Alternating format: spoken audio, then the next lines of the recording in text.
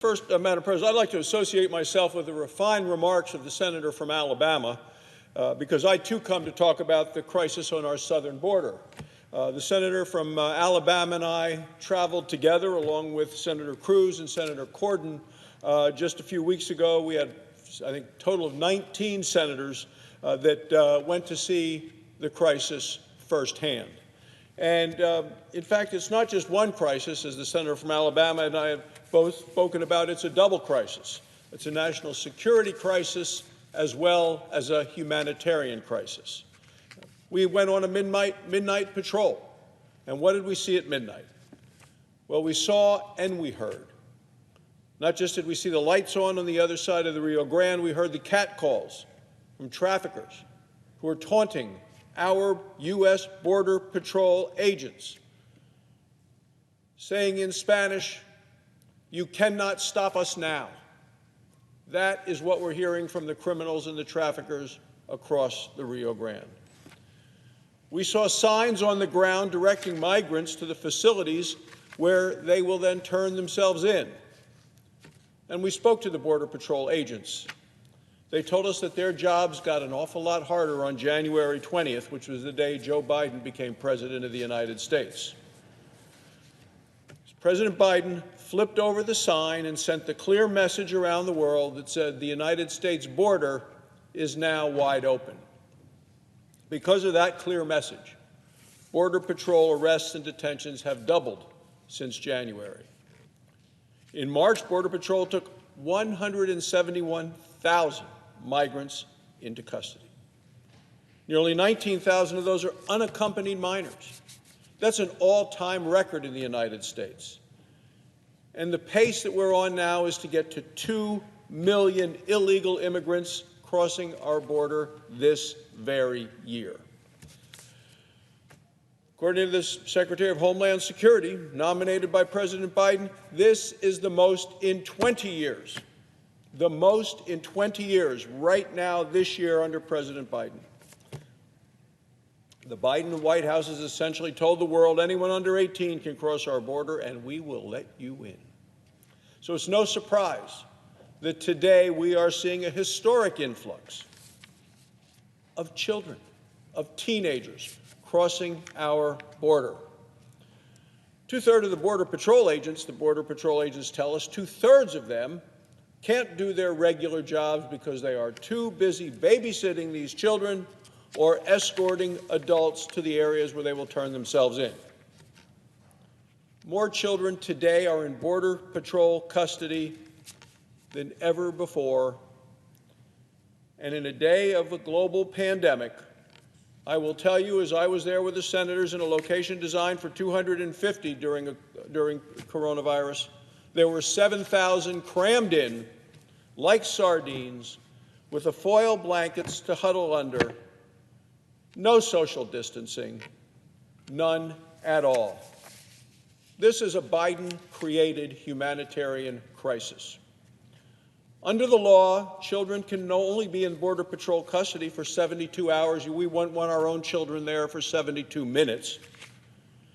Yet there are thousands and thousands in custody for over 10 days. And 10% of the young people being tested are testing positive for coronavirus. We watched the testing in the courtyard where I was. They were all together, and then they tested some, and they said, okay, you test negative, you go that way, you test positive, you go that way. But absolutely every one of them was exposed to each other. So the fact that 10% are testing positive, it's highly likely that the remainder will test positive as well. And what's the Biden administration doing about that? They're sending those young people, either those people just exposed to coronavirus, just standing right next to somebody with coronavirus, sending them all across the country, exposed to whoever knows what strain of coronavirus it was.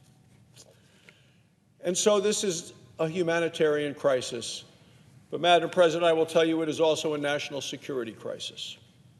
The Department of Homeland Security has now arrested 2 men from the country of Yemen who are on the terrorist watch list. The Border Patrol says they were apprehending people not just from Central America and Mexico. They have apprehended people from 56 different countries there at the border since President Biden has taken the oath of office. Last week, Border Patrol agents outside San Diego arrested a member of MS-13, one of the most vicious criminal gangs in the world. Now, these are just a couple of examples that we know about. Imagine things we don't know about, the people that haven't been caught, people who are roaming among us today in the United States. That's what I hear about in Wyoming. I've just been home for 2 weeks talking to people. This is the #1 topic that I heard about traveling the state of Wyoming. So we have two crises at the southern border, the humanitarian crisis and the national security crisis. President Biden has caused them both, and President Biden can stop them. Yet the Biden administration is still in denial. It refuses to even admit that there is a crisis. President Biden still hasn't been to the border, neither is the vice president, and she's supposed to be in charge of finding a solution to the problem. So once again today, I call on President Biden and Vice President Harris to go to the border and face the truth. Today is the day. Go to the border, face the truth. The President and Vice President should talk to the Border Patrol agents. They should hear the stories that they heard, that we've heard from them. It's the stories that they want to tell. They need to hear these stories. They need to face the reality. Madam President, Border Patrol agents told me directly, finish the wall, bring back the Remain in Mexico policy, because those are things that will make a difference. Until we do those two things, the jobs of the Border Patrol agents will continue to get tougher and tougher every day. Vast numbers, vast majorities of American people support the Border Patrol agents. I know there are people on the other side of the aisle that want to eliminate Immigration and Customs Enforcement, want to get rid of the border line and have people that are patrolling the border, want to get rid of it all, want open borders fully and without the kind of national security that we need at our borders.